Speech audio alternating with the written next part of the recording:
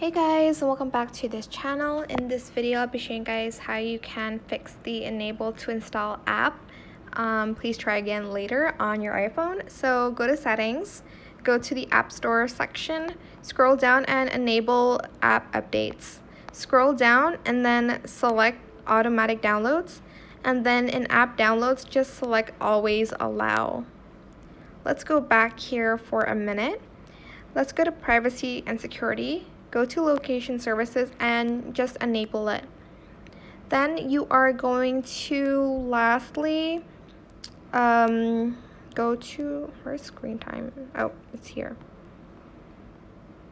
Content and privacy restrictions, iTunes and App Store purchases, and select always require. Lastly, you'll need to clear up storage if you don't have any left on your phone. So if you went to general and if you went to iPhone storage and it's just like full, it won't be able to download new apps, obviously. But those are just a few things you can do. I hope it was helpful for you guys and I hope it worked out. Don't forget to like, comment, share, and also subscribe to this channel if you haven't done that already.